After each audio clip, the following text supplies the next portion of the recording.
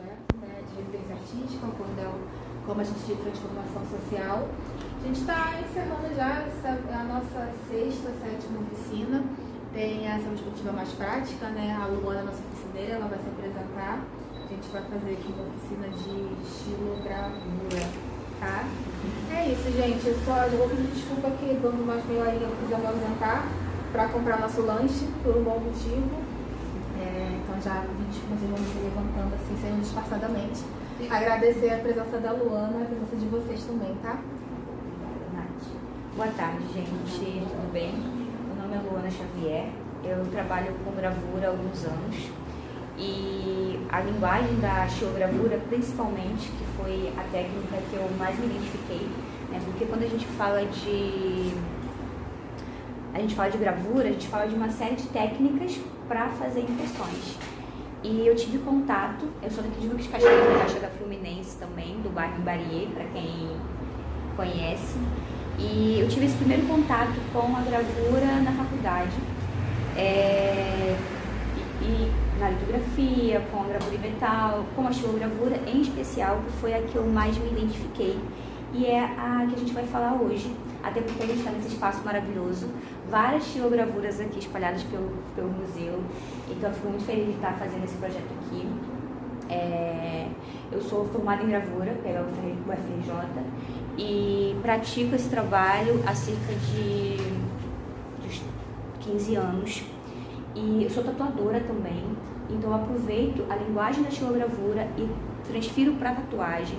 Sou grafiteira também. Achei muito legal essa conexão que fizeram com esse projeto, né, do hip hop, o grafite e o cordel, porque primeiro momento a gente não imagina, né, essa fusão, mas é super possível. E assim como eu tenho tentado trazer essa estética da estilogravura para o grafite, tem outros artistas no Brasil que também fazem o mesmo trabalho, na tatuagem também. Até porque a estilogravura, ela traz muito da nossa cultura, principalmente se a gente for pensar na região do Nordeste, né? É claro que a gravura ela é difundida em todo o país, mas quando a gente pensa no Nordeste, a gente acaba fazendo um link muito, quase que imediato com o cordel, né? O cordel são esses livretos que tradicionalmente são ilustrados com estilogravura. Mas não só estilogravura, né? A tradição é estilo, porém a gente já pode usar fotografia, colagem, pintura, desenho. Ela tem uma ampla possibilidade de poder estar ilustrando, né? Então o cordel, ele vem com uma espécie de rima. A estilogravura tradicionalmente quer dizer gravura em madeira, né? Stylon quer dizer madeira. Porém, como a gente sabe, até por conta de toda a situação que a gente vive, das questões climáticas, é difícil conseguir um pedaço de madeira legal para a gente poder estar fazendo o trabalho. Então hoje a gente vai usar um material chamado linóleo, que eu vou explicar um pouquinho com mais calma aqui para vocês. E aí, para começar a introdução desse assunto, eu trouxe uns textinhos aqui rapidinho, porque a gente vai focar mesmo na prática, gente, porque é uma coisa que demanda tempo. Então eu gostaria que eu tivesse mais tempo para poder produzir a gravura. Mas quando a gente fala em gravura, a gente vai estar pensando em produzir uma imagem que ela possa ser reproduzida, que ela possa comunicar, né? A gravura, ela foi criada para isso. E a madeira é uma ferramenta, um material mais possível de ser encontrado. Então a gente faz uma espécie de carimbo. A gente pega a madeira e faz o que a gente chama de entalhe. Esse aqui é o linóleo, deixa eu pegar a madeira mesmo. A gente pega a madeira e faz um tipo de entalhe com uma ferramenta cortante, que é a goiva. E tem vários modelos, mas essa aqui é uma específica, mais moderninha. Mas ela é ótima, eu gosto muito dela, tem um fio bom para cortar. Então a gravura em si, ela tá falando que a gente vai fazer uma gravação sobre uma superfície. Quando a gente pensa gravura, pode ser gravura sobre pedra, sobre metal, sobre madeira, linóleo, borracha. Tem uma série de possibilidades de fazer gravura. A estilogravura é uma dessas vertentes, que foi a primeira, né, por ser um material mais acessível e depois foram descobrindo novas possibilidades, como a pedra e o metal, para fazer tiragens maiores. E a gente vai focar nessa gravura mais tradicional, que é a estilo. Eu trouxe aqui um textinho bem rapidinho, pensando que no desejo de comunicar ou expressar-se artisticamente, buscando a multiplicação da imagem que é gravada em um suporte. Então a gente vai gravar uma imagem num suporte para poder estampar ela e conseguir difundir essa imagem. Hoje a gente já tem nossas máquinas de impressão, então a gravura ela perdeu esse lugar de difundir uma imagem, porque até por conta do papel, a imagem no computador, celular, hoje é muito mais barato para a gente poder se comunicar. Mas originalmente ela vem com esse papel tão importante, que é difundir uma informação. Então gravar no dicionário fala que é traçar figuras, caracteres em metal, madeira, pedra, com um instrumento cortante ou um reagente químico, criando matriz para cópias. Quer dizer que, para além desse objeto cortante, a gente pode usar também ácidos para fazer gravura. Só que em madeira, em pedra, em metal, né? Então, a gente tem possibilidade de gravar em várias superfícies. E quando ele fala aqui que a gente está criando uma matriz, quando a gente pensa em matriz, a gente pensa uma mãe, né? Eu linko muito a ideia da mãe. A matriz seria a primeira gravação. E a partir dela eu faço uma quantidade de cópias que eu precise para poder difundir a informação que eu queira. Hoje, no caso, a gente vai estar pensando numa produção artística, né? Que é uma técnica que a gente pode estar usando para poder mostrar um pouco mais da nossa arte. Então, a xilogravura é uma palavra grega xilon, essa parte da xilo é uma palavra grega que significa madeira. E a gravura quer dizer gravar, quer dizer usar uma ferramenta importante. Quando a gente vai pensar em gravura em pedra, a gente fala litogravura ou litografia, que quer dizer lito, pedra, e a gravura, que também é o ato de gravar. Gravura em metal, mesma coisa. A gente tem o metal e a parte da gravura para poder fazer essa incisão no metal. Então, o corte de uma imagem sobre uma prancha de madeira. A xilo é esse corte, né? Provocando um baixo relevo. Eu vou passar uma matriz para vocês sentirem como é que é essa textura. Pode passar atrás, por favor. Que a gente faz essa gravação, esse corte, né?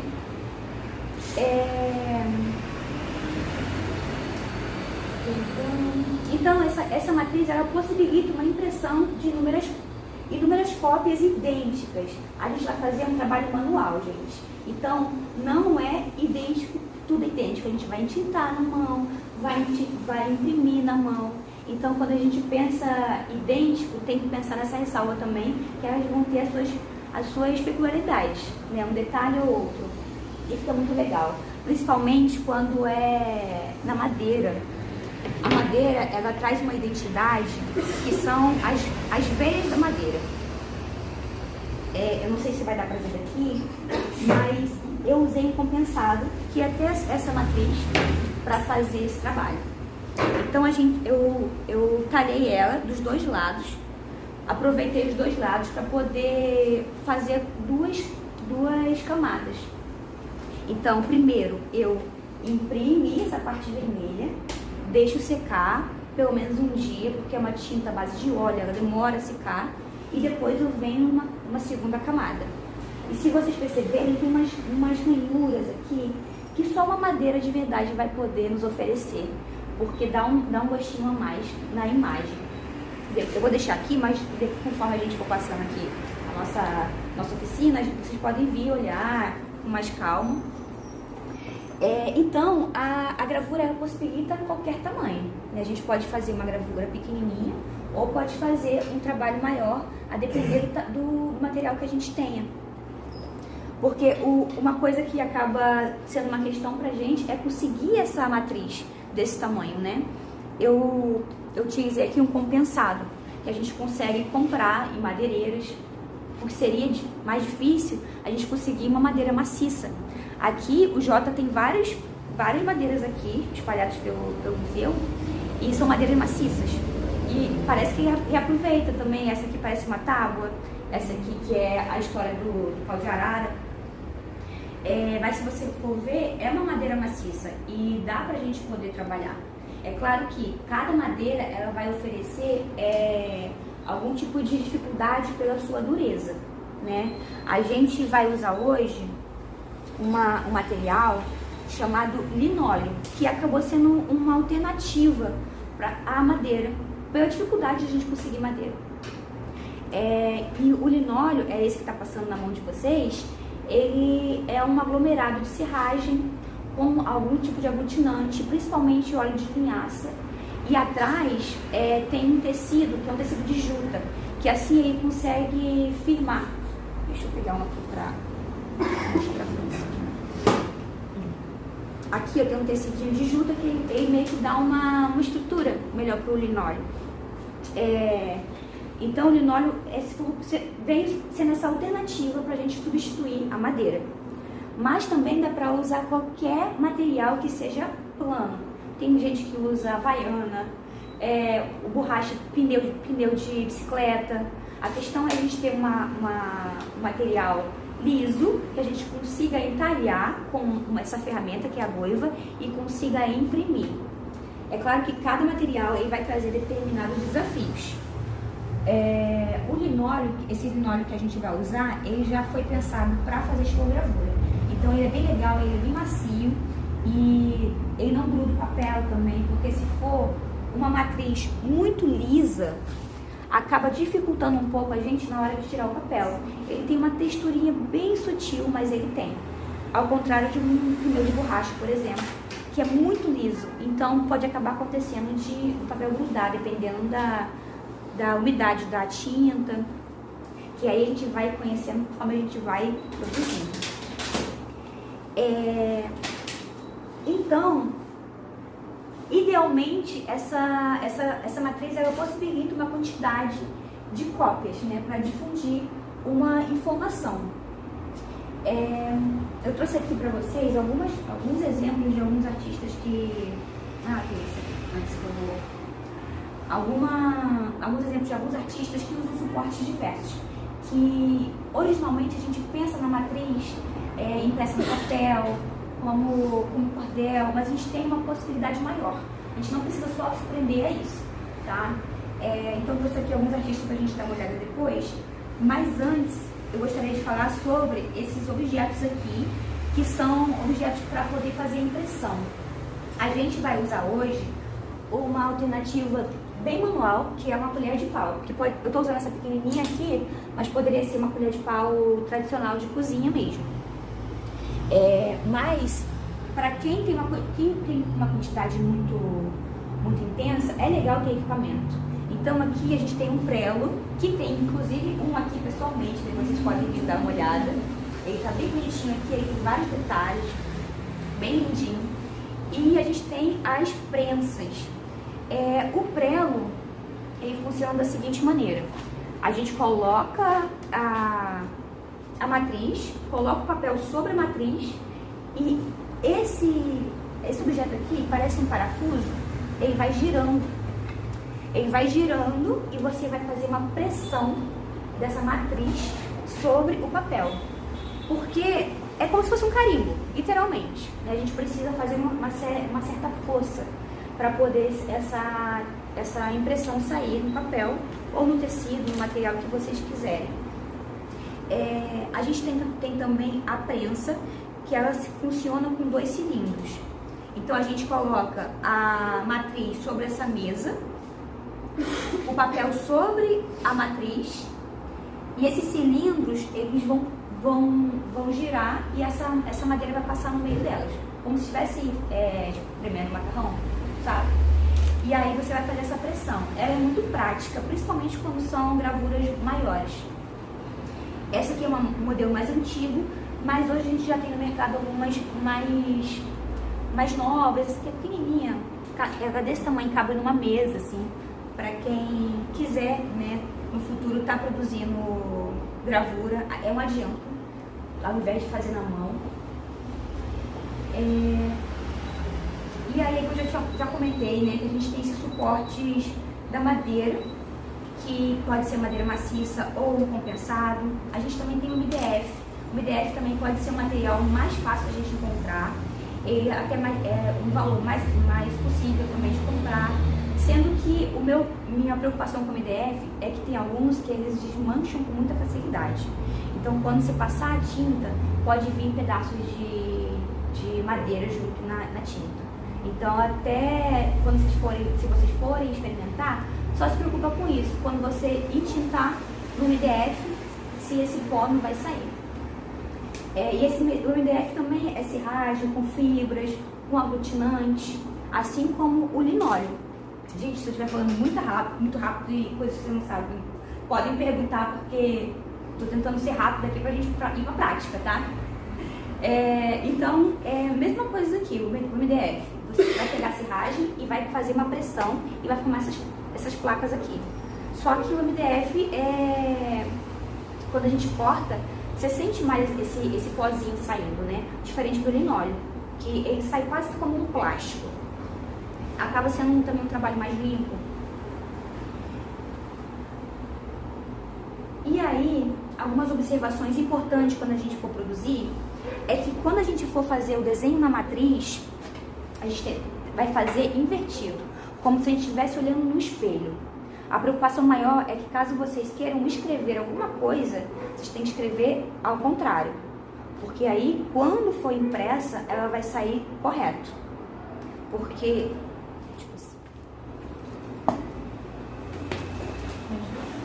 não procurei lugar pra me achar. É uma escrita bem pequenininha, mas aqui é como se fosse alguns grafites no muro do fundo. E aí, quando eu for escrever, para ele sair escrito correto, aqui tem, por exemplo, terra, fé nas crianças, depois se vocês puderem olhar mais pertinho, educação, aqui. E aí, quando for na gravação, você tem que escrever ao contrário. Por exemplo, aqui, educação. O E está no final. Vindo ao contrário. Só essa maior preocupação. Se for um desenho, fica mais tranquilo da gente. Se sair ao contrário, tá tranquilo, porque é desenho. Mas escrita vai fazer falta caso vocês queiram que a leitura esteja de uma maneira legível, sim. Alguma outra observação? É um material cortante, gente. A gente se corta dependendo da maneira que você for usar. Ela tem uma lâmina bem afiada. Eu vou estar acompanhando vocês quando vocês estiverem fazendo, mas tentem evitar de colocar o dedo na frente, porque geralmente para apoiar a gente tem que fazer uma certa força, então a gente vai fazer isso aqui, ó. E muita gente, para poder ter mais apoio, faz isso aqui, ó. Tá indo direto no dedo, tá? E corta mesmo. A gente vai usar papel hoje para poder imprimir, mas poderia usar uma camisa, uma toalha. Só tem que ser um tecido o mais fino possível, sem muita penugem. Tipo aquelas toalhinhas de rosto, não? Não, essa não funcionaria. Uma toalha de banho não funcionaria, mas um pano de prato rola, de poder imprimir. Tem uma amiga que ela super coloca as frases dela lá impactantes em pano de prato. E camisa também super funciona. Canga, que tem aquele tecido mais fino. Tradicionalmente, a gravura, como ela foi na ideia de propagar uma imagem, ela é feita numa tiragem. Quer dizer, eu vou fazer uma tiragem de 100 cópias para poder deixar essa gravura o mais original possível. Porque a ideia da gravura é cópia. Ao contrário de uma pintura, que você faz uma pintura e ela é original. A gravura, a ideia dela é fazer tiragem, fazer uma quantidade. Então, tradicionalmente, os gravadores fazem uma quantidade específica e colocam no cantinho do papel. Por exemplo, essa daqui eu fiz uma tiragem de 100. E aí, a gente escreve aqui nesse canto, em cima, a numeração que a gravura é e embaixo a quantidade total que ela tem. E aqui eu coloco a técnica, no caso estilo, poderia ser litografia, gravura em metal, serigrafia. Aqui eu coloco o nome da obra e aqui a assinatura e o ano. Mas, gente, isso aqui é uma coisa que não é, tipo assim, é só uma ideia como ela foi construída para tentar manter a gravura como peças únicas. Não precisa se prender a isso, tá? Vocês podem fazer a quantidade de cópias que vocês quiserem, sem tiragem. É só uma ideia que, no geral, muitos artistas utilizam, tá? Assinar na folha também, botar o título na folha. No final das contas, eu acho que é vocês que sabem, né? Mas, tradicionalmente, tem essa descrição ali embaixo. Mas o que... Também, quando a gente vai na faculdade, a gente tira PA e PE, que seria PA é uma prova de estado do artista, perdão, PA é uma prova do artista. Quer dizer que o artista vai fazer 100 cópias e ele vai fazer uma prova do artista para ele guardar para ele. E as outras 100 vai-se embora para o mundo. E o PE é prova de estado, que é uma maneira do artista ver como é que está a impressão. São partes mais técnicas, mas assim, não precisa se prender isso, eu só queria comentar sobre essas coisas, tá bom? E para fechar, eu trouxe algumas referências para a gente poder se inspirar. Inclusive tem alguns livros aqui, se vocês puderem depois dar uma folheada, são artistas brasileiros ou artistas de fora, são pessoas que eu admiro muito, então acho legal a gente olhar para a gente ter referência, né? Como artistas, é sempre bom a gente estar olhando outros artistas que produziram coisas tão incríveis. Essa aqui é a Kate Colowitz, ela trabalhou com estilogravura, com pintura, desenho, e ela viveu em época de guerra na Alemanha, e ela fazia muitas essas gravuras com temáticas do sofrimento que estavam passando, principalmente focado na mulher e nas mães. Né? São gravuras bem impactantes, assim, se vocês depois quiserem pesquisar. É lindo o trabalho dela, muito lindo mesmo. E esse aqui é o Amos Poe, ele é norte-americano e ele faz geralmente essas frases de impacto, muitas vezes inclusive usando frases de pessoas da história para poder estar colando nas ruas, né? Como se fosse um grafite, só que no caso com papéis. Inclusive ele mantém também um coletivo nos Estados Unidos de gravadores, e aí trabalha muito com tipos que são como se fossem as gravuras, só que em metal. Aqui dá até pra ver um pouquinho, que são letras feitas em metal, e ele vai formando como se fosse jornal, sabe? Como a gente pega vários pedaços para poder imprimir, faz tipo um quebra-cabeça. Inclusive eu tenho uma gravura aqui, que ela é feita de várias gravuras menores, só para ilustrar. Ó, essa aqui, ela, por exemplo, essa daqui tá aqui. Essa gravura que tá na mão de vocês é essa daqui, que eu também imprimo elas separadamente. Ó, ela sozinha. E ela fazendo um conjunto. E outra pessoa que eu quis trazer é o Ciro Fernandes, que é um pernambucano. Ele mora aqui no Rio de Janeiro. Aqui no Rio de Janeiro me deu aqui um... E E ele tem um ateliê incrível que dá pra visitar. Acho que tá na Lapa, se eu não me engano, porque ele tava na Rua dos Inválidos, mas ele se mudou recentemente. E ele tem essas gravuras muito pensando em temáticas nordestinas e com uma linguagem muito de um cordel mais tradicional. Trabalhei também, é incrível. E ele é um fofo também, inclusive, ele me...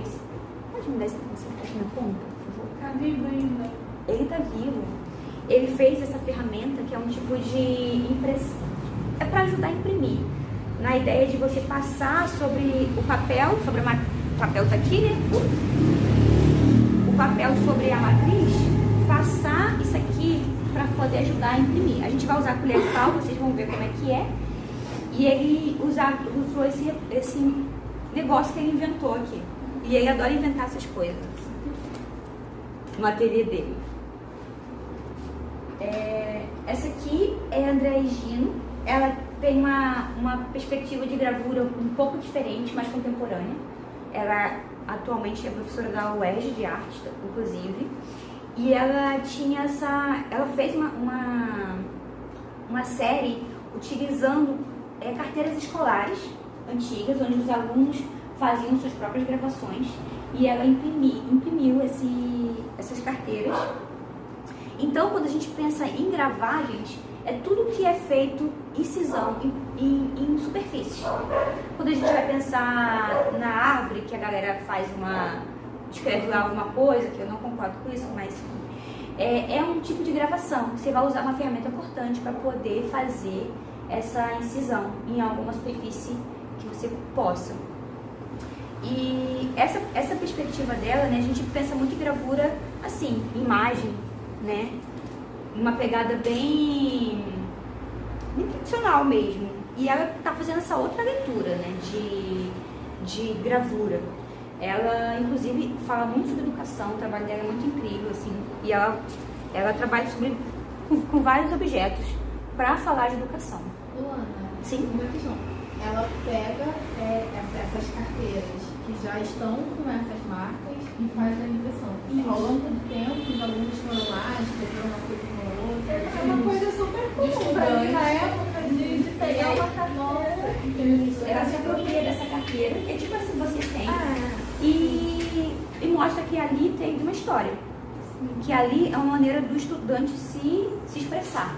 Né? Assim como a gente pensa no grafite, em várias manifestações artísticas, a carteira, ela acaba sendo isso também, né? De certa forma. E ela faz isso com outras superfícies também. Só trouxe essa carteira para mostrar um pouco o trabalho dela. E aqui tem o Rubem Grillo, que é um gravador que ele era também chargista no jornal. Então ele tem uma variedade bem interessante de trabalhos, que ele falava muito sobre política no jornal, assim, para ilustrar as reportagens.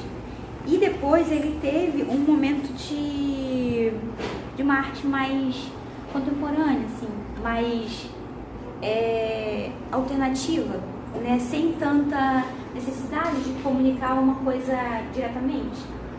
Porque, vou passar aqui para vocês verem, mas você vê que o trabalho dele é um trabalho independente, sabe? Ele tem uma fluidez, uma coisa meio psicológica, que eu adoro também, porque sai um pouco do comum, que eu tô tão acostumada da estilogravura.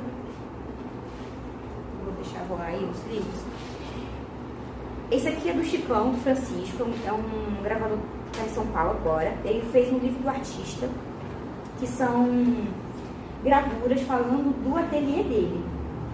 Então toda gravura aqui, estilogravura no caso, são de alguma maneira fazendo referência ao que ele tinha no ateliê.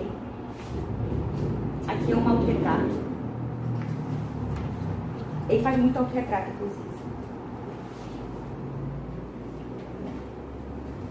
Me peguei essa ideia do autorretrato, principalmente mexendo com essa questão de gravura, do que eu aprendo na museologia, né? Eu sou estudante de museologia também, mas eu tô na área.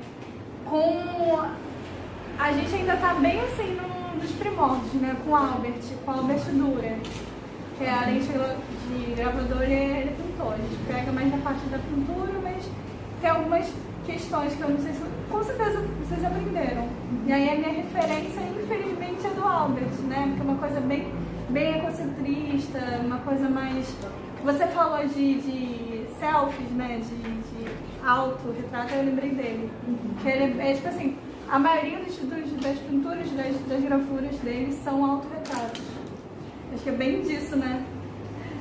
Se ama, né? Mas é um trabalho também a pessoa falar de si mesmo, né? Eu acho que é importante também. Mas é bem clássico também o trabalho dele, né? Ele trabalhou pouco com o estilo, acho que era mais metal. Metal. É. E aí acho que foi até mais ou menos 20. Não, foi até a vida toda, mas ele se especializou mais na pintura, que era o que dava dinheiro, né? Sim. Na época. Sim. É porque a gravura é pra poder espalhar, né? Tipo, uma coisa mais barata. Comercial. E aí as gravações dele, eu lembro de serem mais pra ele, pra família, né? Então aquele que ele fazia gravuras em metal, ele fez no decorrer da vida e se retratando na gravura. Então você tem várias imagens dele de 9 anos, 20 anos, 30 anos, e várias gravuras diferentes dele se autorretratando, e mais pra ele, assim, sabe? Tem na casa de um, de outro, e na casa da família que apoiou ele, assim, depois, mas ele se alavancou mais como pintor, porque era que dava mais dinheiro, né? Mais barato de se fazer e de comercializar. Mas enfim, eu lembrei disso porque o Albert é o 1400 para, enfim, foi um dos precursores, né? A gente mais fala de homem, na época ainda não pegaram muita coisa de historiografia de mulheres, mas gostei dessas referências. Já. Legal. Esse aqui é o Manuel Messias, é incrível também, e ele traz umas figuras meio horripilantes, uns monstros assim que atormentavam ele. Gosto muito do trabalho dele, mas ele fala também muito da fome no Brasil, porque também foi um problema que ele passou. Então, ele traz muito isso no trabalho. E questões religiosas também, ele comenta. Inclusive, eu vi uma exposição dele em São Paulo esse ano. Eu trouxe o folder para vocês poderem ver. Tá bem bonitão o folder, assim. E aí, gente, ele criou também um próprio alfabeto. E, tipo assim, ele tem muita coisa gravada, escrita, que ele criou, tipo assim, a escrita dele. Incrível. E aqui uma foto dele. Vou passar aqui também, pra vocês darem uma olhada. Esse aqui é um meu queridão. Esse aqui, eu amo ele. E ele é um mexicano, né? Aí o Posada, José Guadalupe Posada, ele também trabalhava no jornal, então ele tem várias charges, várias imagens para falar sobre alguma coisa política que estava acontecendo, né? E ele também trabalha muito com a cultura mexicana, então ele tem muita referência das caveiras, sabe? Aquela cultura das caveiras com chapelão, ai, como é que é o nome? Eu tô pensando em revolucionário, gente. Mas aqueles caras do chapelão. Tipo os cangaceiros, gente. Tipo os cangaceiros. Isso, Os mariachis. Obrigada. Então, a gente vai chegando. E o trabalho dele é incrível, incrível. E aí fala muito sobre o que estava acontecendo politicamente no país, por conta do jornal, né? Vale muito a pena conhecer o trabalho dele. E é nosso vizinho, né, gente? Mexicano, é importante.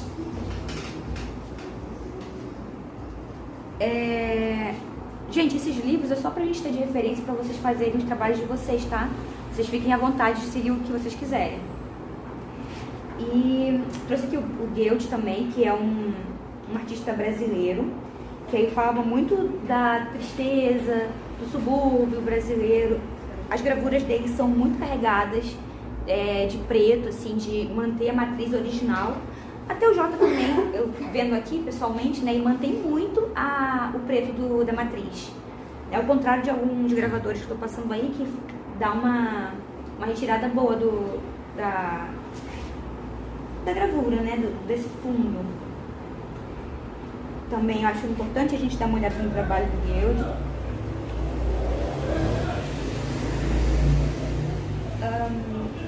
Trouxe a de Botelho também, que foi um professor da UFRJ.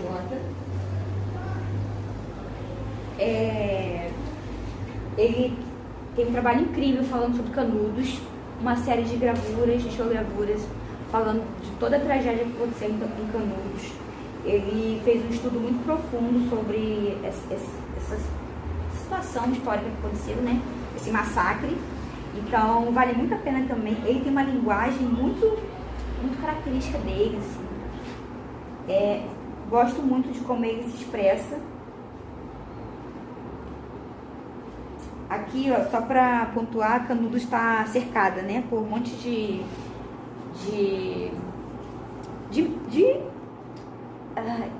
milícias, não, tropas, perfeito, de tropas.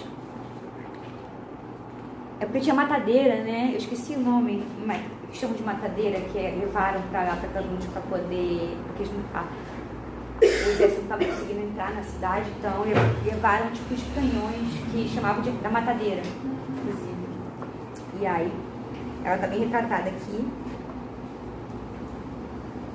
E aí fala desse horror também, desse massacre que aconteceu lá. E para finalizar, eu trouxe um livro aqui, gente, Xerox, tá? Mas o professor me autorizou, era o livro dele. Que está falando justamente dos cordelistas. Inclusive o Ciro Fernandes, que é esse que eu mostrei aqui em algum momento, ele está aqui também, sendo mencionado. Então aqui tem várias referências muito bacanas também para a gente poder dar uma olhada e fazer a nossa gravura hoje. Bem característica. Deixa eu ver aqui uma imagem.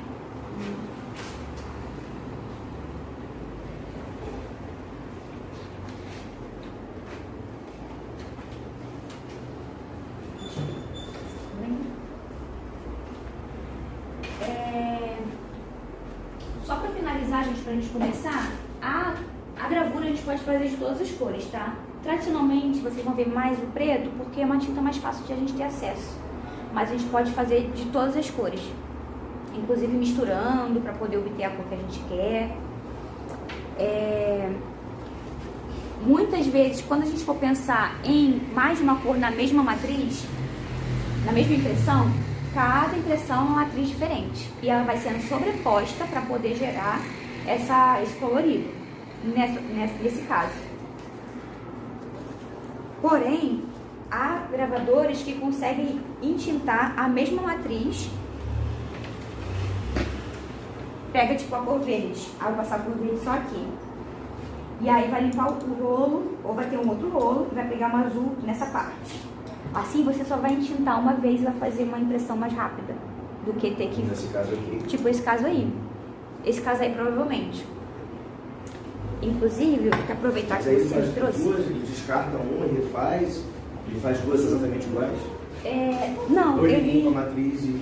Ele pega uma matriz, tipo essa minha, passa aqui um verde claro, e aqui o verde escuro, se a gente reparar bem, tem uma fusão aqui de um verde. Provavelmente, quando ele passou esse verde claro, ele foi manchando essa parte do verde escuro e ele aproveitou essa passagem da cor. Então, uma matriz só e ele coloriu no mesmo momento. Como ela está bem recortada, ó, aqui também tem uma fusão. Quando a gente coloca uma cor escura aqui e uma cor clara aqui e passa o rolo entre elas, a cor vai meio que vai misturando ali nesse momento. Tá? Mas tem que ser uma habilidade ali para ele não misturar as cores em tudo. Mas é bem interessante a maneira como dá para poder ilustrar também várias cores na mesma matriz. Qual o nome desse? Esse aqui é do Guild.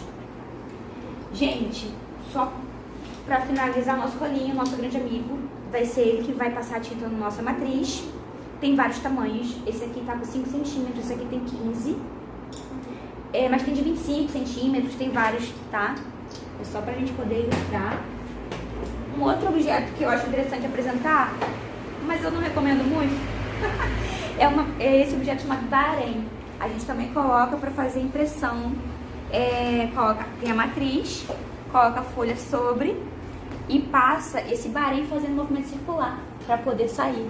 Só que eu acho ele muito facinho Então acho que ele não imprime tão rápido, né? Então eu prefiro a colher de pau do que o Bahrein. Ele é bem bonitinho assim, olhando, mas eu gosto mais da colher de pau, eu acho ela mais efetiva na prática, tá? Então, a gente tem aí o material, que são linóleos. Esse linóleo aqui tem goiva. Cada um vai pegar o linóleo e vai fazer uma imagem pra gente começar a gravar. Uma coisa que eu gostaria que vocês observassem é que as goivas, elas têm uma lâmina um pouco diferente uma da outra. Essa azul, ela tem um formato arredondado. E essa verde, ela tem um formato em V, que eu aprendi a chamar de goiva em V e goiva em U, pelo formato, tá? Então, se vocês querem uma linha mais fina, mais precisa, eu recomendo usar a V. Se quer abrir buracos maiores na matriz, eu recomendo usar a U, tá? Aqui não tinha na parede, você estava usando, era pincel? Fazendo com pincel? Não. Perdão? Foi no ramo cultural. Sim, foi spray e rolinho, e foi tudo, na verdade. Porque eu peguei era dela e me deu muito também. Ó, você está falando desse trabalho aqui, eu acho, né? Eu trouxe aqui só para mostrar para vocês, já que a gente também está falando um pouco do grafite, né? Como eu aplico a minha estilogravura nas paredes.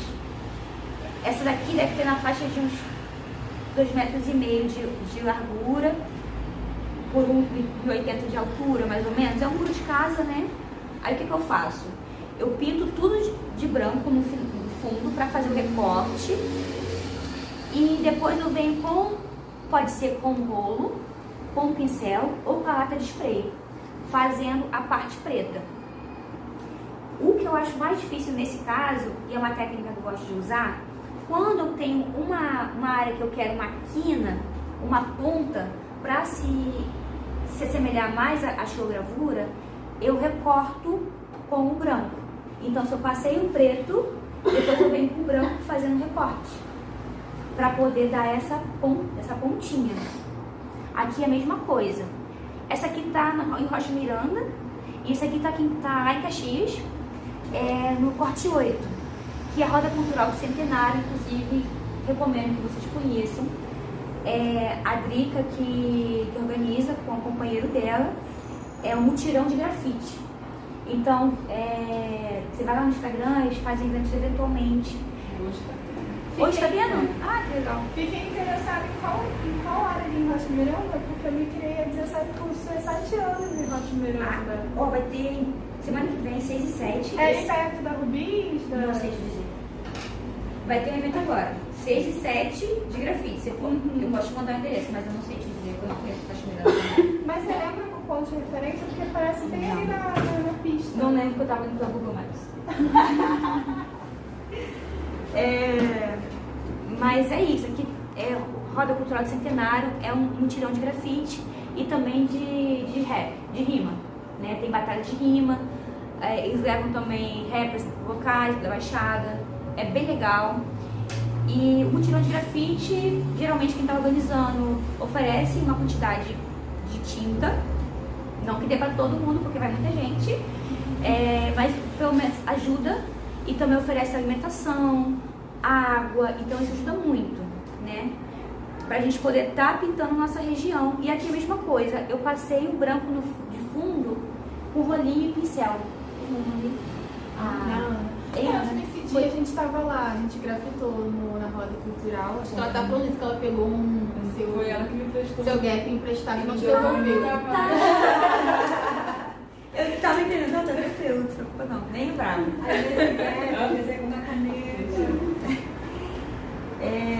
Mas é isso, assim, eu trouxe um grafite só pra ilustrar essa parte da gravura. Da gravura, né, no grafite. Literalmente uma estilografite. E eu faço o fundo branco e vou recortando depois, né, então tem essa brincadeira também. Gente, alguma dúvida? Oi, tudo bem, Scooby? Sou Luana, prazer. Scooby, prazer. Você fez a sua camisa? Fiz. Eu tô fazendo propaganda de mim mesmo, sei. Mas Eu adorei a parte de trás, que tem os desenhos. Eu amei. Nossa, também. É a mesma moça, por isso que eu pergunto. Mais alguma dúvida, gente? Sobre... É claro que conforme a gente for fazendo, pode surgir alguma dúvida e a gente vai tirando na hora. Mas agora é passar pra prática, né? Vamos! Agradecer. Pega aqui a... Cuidado.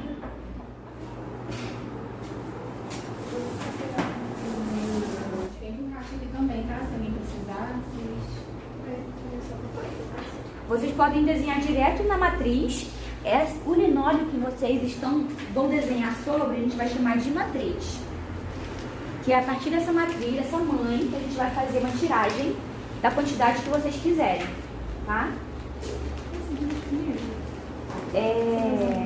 É claro que tem a opção de sair gravando sem desenhar. Vou pegar a agulha e vai sair gravando. Mas eu acho que como é a primeira vez, vale a pena a gente desenhar um pouquinho antes. Essa imagem aqui eu posso fazer? Fica difícil. Eu acho que fica muito difícil. Eu acho que é legal também a gente pensar o mais simples possível. Se você já fizer mulher, faz o grosso. Porque eu sou marceneiro. E eu não sabia que o entalhador era o cara que, no caso, é Xilogravador. Sendo que a xilogravura, ela deixa a madeira totalmente plana.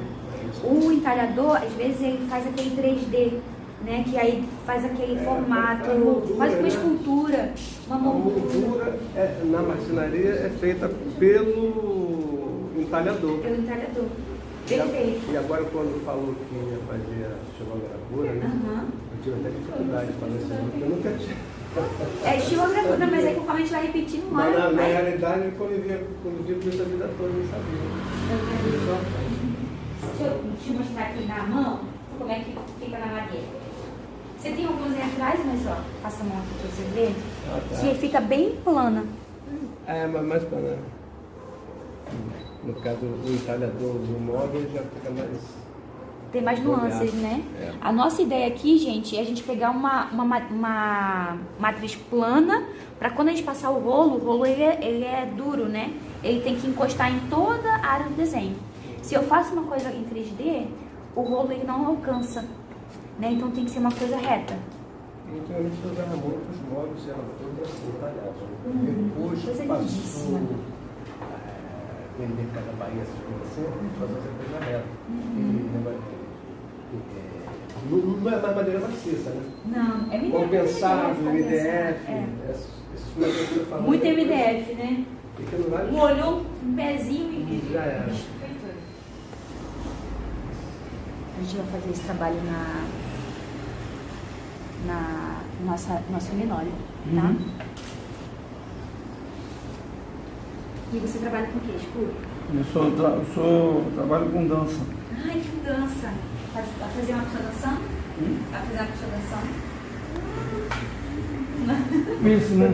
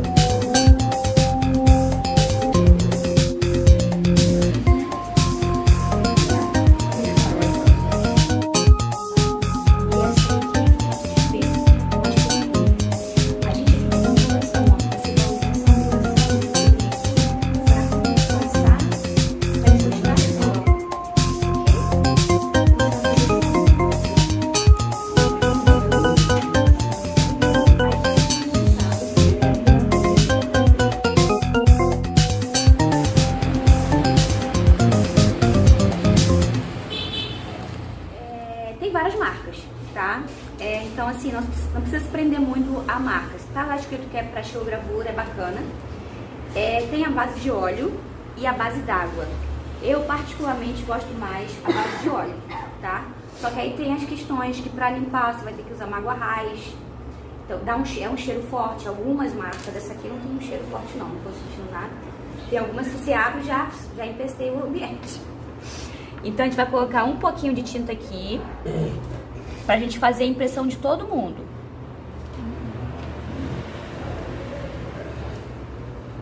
Eu vou pegar com a espátula um pouquinho de tinta e vou espalhar aqui, vou esticar essa tinta aqui.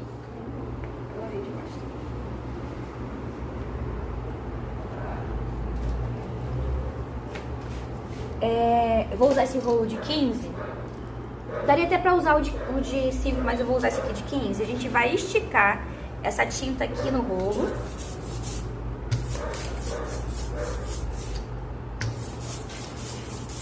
Até ficar bem homogêneo.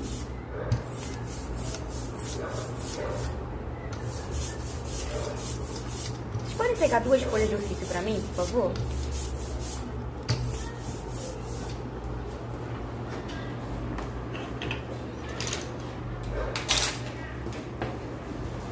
Deixa pra cá, Valsa.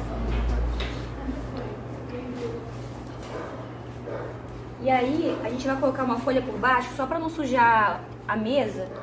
Tá aqui a matriz. E eu vou passar a tinta em toda a superfície. A tinta, ela só vai ficar na parte que ficou alta, né? Onde a gente cavou, o rolo não alcança.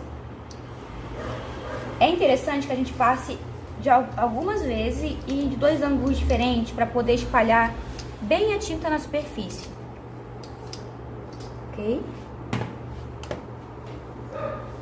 Tinha uma outra folha aqui. Então a gente vai colocar a folha. Quando vocês forem fazer a original, troca essa folha de baixo. Mas como aqui é só um teste, eu vou deixar ela aqui, tá? Vou colocar a folha sobre a nossa gravura. E vou usar a colher de pau para fazer a impressão, fazendo movimentos pequenos, circulares, fazendo pressão sobre toda a superfície.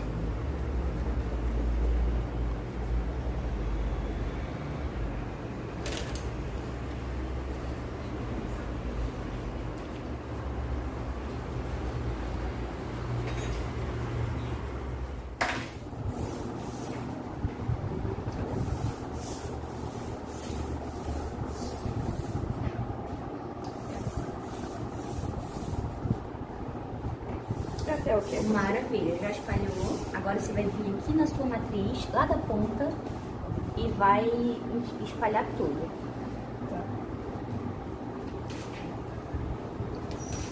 Volta, vai voltar pro bolo. Perfeito. Agora vai na diagonal. Assim? Isso, vai na diagonal assim. Show de bola. Passa na outra diagonal também. Eu fiz o pinguim mais caído, que ótimo. Não. Isso. Deixa eu só dar uma olhada. Ó, ela pega mais tinta lá. Vira o olho. Isso. Agora você passa no diagonal contrário que você tinha passado antes. Para tentar espalhar o mais uniforme possível essa tinta.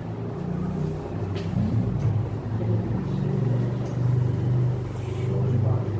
Aí você bota o bolo lá, incidente para baixo. O bolo encostar na superfície. Pega a sua matriz, coloca aqui no meio da folha, onde você achar melhor. E encaixa essa folha aqui sobre ela.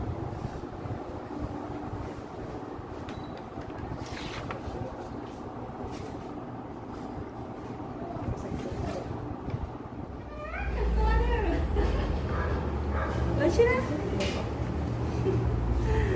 Show de bola! Meu pinguim mais caído, cara. Vira pra cá. Aqui, vira pra cá. Mas você imprimiu muito bem, porque ó, você tirou toda a tinta daqui da superfície. Ó, ficou um pouquinho aqui, mas parece que aqui também tem um pedaço de linóleo, ó. Mas é isso. A coruja vai sair voando. É uma pinguim. Aí você vai vir aqui, tá ótimo. Você vai vir aqui passando o rolo daqui pra cá. E depois você vai vir na diagonal, nas duas diagonais, tá? Só um momentinho. Assim, isso. Primeiro, ó. Vocês não vão colocar isso no Ó, Facebook, não. você vai vir aqui assim, nesse ângulo. Vai e volta. Tá. Aí volta. Depois você vai vir na diagonal. Nas duas diagonais. Pode vir nessa diagonal aqui também, pra espalhar o melhor possível, tá bom? Primeiro assim, isso. Acho que o meu mais escuro que vai ficar. Pronto? Pode ir. Isso. Nas diagonais agora. Isso. Isso. Pode pegar mais tinta lá na mesa. Peraí. Acho que dá pra botar mais um pouquinho aqui, ó, nessa parte. Se eu tinha desenhado, não faço.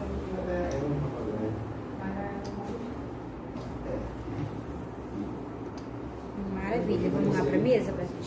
Aí você bota o dente pra baixo. Isso, mas fora da mesa, gente. Pra não sujar muito. Toda vez que ela fala bota o dente pra baixo, por isso que ela tá falando comigo. A gente apelida tudo, né? Aí assim tá falando, pode vir, não. E vou te falar, Ah, eu não legal. falei porque, sério, porque eu acreditava piamente. Não, então, aí é que tá. Tudo bem, entender que é uma ofensa, eu também entendo. Mas assim, como é que ela vai fazer o trabalho ali dentro?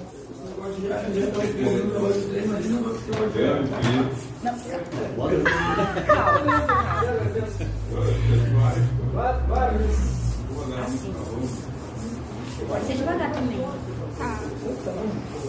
Fica leve, né? E pode ser só no dente, não precisa espalhar mais dos lados, não. Bem de boa. Aí você avalia se tá bem uniforme. Tá bem. Né? E aí, quando você for passar aqui, você passa, vou deixar assim, que eu acho que fica melhor pra você passar. Ele é mais difícil.